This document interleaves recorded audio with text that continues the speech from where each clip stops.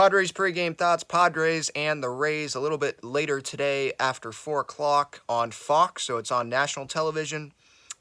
Blake Snell on the mound for the Padres against Zach Eflin. At this time of this video, I don't have the lineups out right now, but Blake Snell against Zach Eflin. I wanted to focus on the pitching matchup. Zach Eflin, he I think is the Tampa Bay Rays' highest paid player.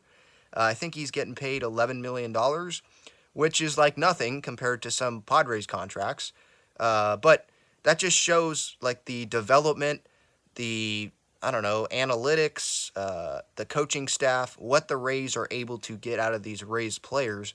That Zach Eflin is like their highest paid player, at least for 2023.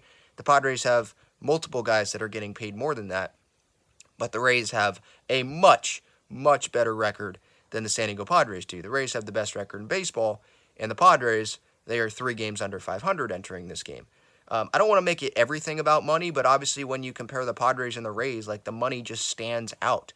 So will Blake Snell, one of the guys that is getting paid a good amount of money here in his walk year, he's facing his former team.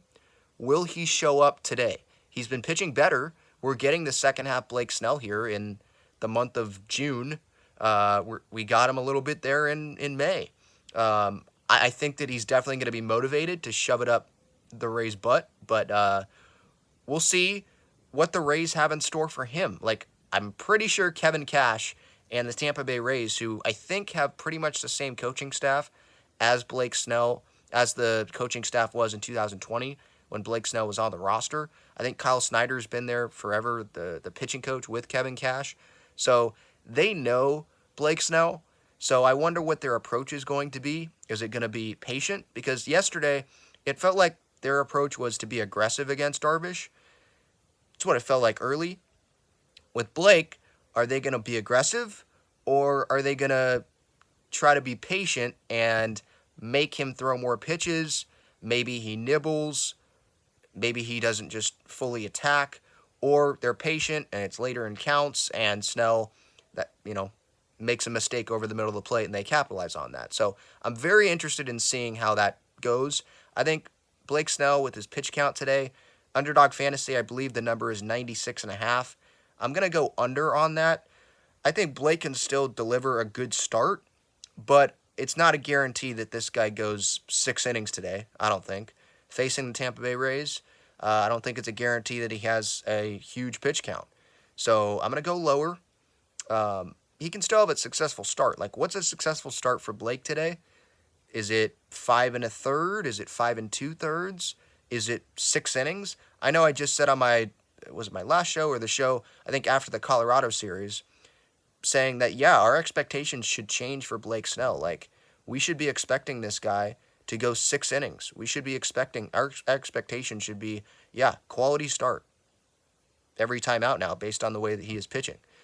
But maybe this is the one exception, so maybe we should have that expectation after this Rays start, because he is facing his former team. The Rays are the best team in baseball. They know him really well. So this particular matchup, and it's not like it happens multiple times a year, right? Padres-Rays. This matchup maybe is one that sticks out, and it's like, okay, maybe don't have those expectations for this start. But hopefully I'm proven wrong and he goes out there and has 6 shutout innings. That would be great.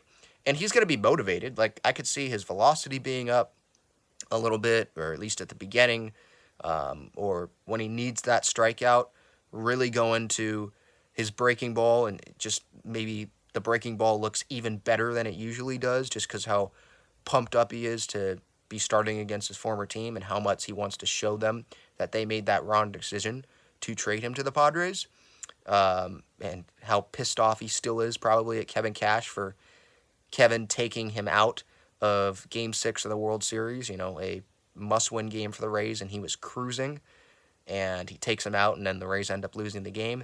He wants to prove it to him today. So maybe we'll get a really good Blake today, but I'm not expecting him to dominate today, to be honest.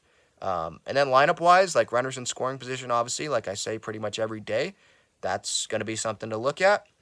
And I think really looking at Manny, because, credit to John and Jim. I was watching their wrap-up show last night, and they were talking about how just bad the numbers are for Manny's expectations, how bad his numbers are this year compared to last year.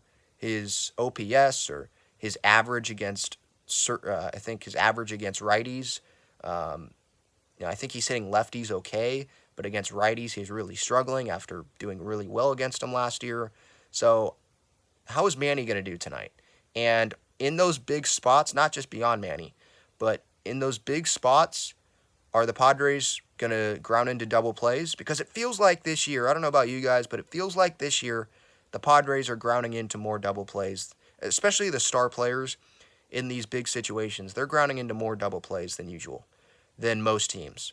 I haven't looked at those stats on that, but it just feels like that watching these games. Obviously, Tatis last night. So hopefully they can limit the number of ground balls that they have today, hit some more balls in the air, and we'll see if they can have success today.